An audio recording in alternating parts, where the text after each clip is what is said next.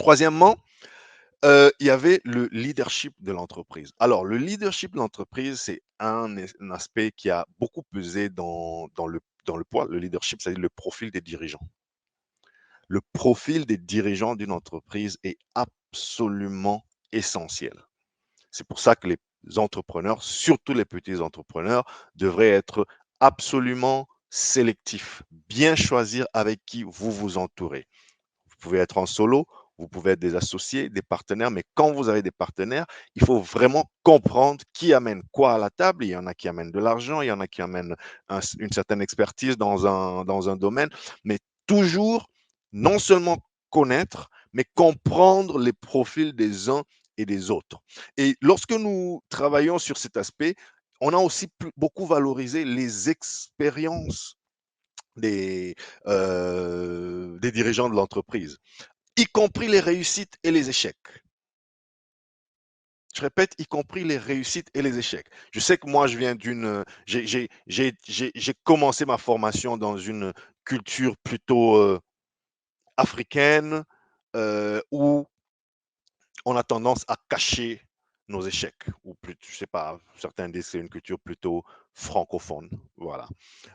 Et ça se vérifie, je pense qu'on peut voir la différence sur cet aspect des choses entre les entreprises anglo-saxonnes et les entreprises francophones sur les CV.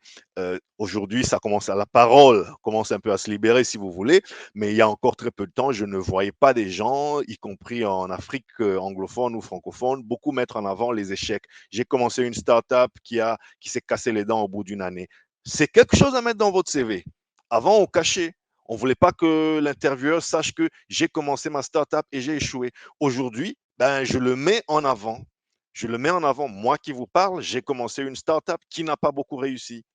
Et, et au-delà de la frustration, au-delà du fait que, oh là là, qu'est-ce qu'on va penser de moi si j'ai commencé une startup qui n'a pas réussi, mais j'ai surtout tiré incroyablement de leçons. Un nombre infini de leçons. Et c'est des leçons, voilà, c'est des enseignements, c'est des choses que je vais essayer d'appliquer à chaque fois que la prochaine opportunité se présente, mais c'est surtout des erreurs que je ne vais plus refaire. C'est aussi simple que ça. Dans l'entourage, dans les partenariats, dans qui amène quoi sur la table, ce dont nous parlons ici. Ben, on se brûle parfois les doigts parce qu'on pensait que tel apportait ceci à la table, parce qu'on pensait que soi-même on apportait cela, mais on s'est rendu compte que peut-être que la valeur de ce que l'on apportait n'était pas appréciée à son juste poids par ses partenaires. Donc, ce genre d'incompréhension, eh ben, ça fait partie des leçons. Il faut toujours comprendre qui apporte quoi, valoriser les expériences, s'entourer des gens qui en ont de l'expérience, pas seulement des gens qui ont tout réussi dans la vie. Il faut voir les apprentissages derrière les échecs des uns et des autres. Donc, c'est quelque chose qui est revenu. Et quand j'ai travaillé sur ces critères, je me suis vraiment remis en question. Je me suis dit, waouh, c'est vrai que les lignes sont en train de bouger, mais ça, c'est quelque chose que je vais répéter à mes frères africains, à mes sœurs africaines, parce que des fois, on se prend un peu, comment, we take it for granted. On essaye de prendre ça pour acquis. On ne se le répétera jamais assez. Essayons de valoriser notre parcours, notre pédigré.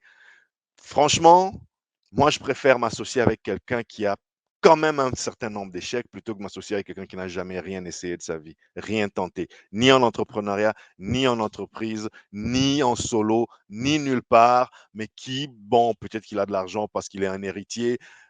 C'est en général, c'est des personnes qui ne je ne vais pas dire qu'ils comprennent rien, mais c'est des personnes qui ont une perspective différente de la tienne. Surtout toi, si tu es un produit du marché, tu es un produit du terrain, tu t'es cassé les dents, tu t'es formé, que ce soit académiquement, professionnellement ou une combinaison des deux. Travailler avec quelqu'un qui, lui, a juste réussi parce que, bon, voilà, il a fait un coup et puis ça a marché. Bonne chance.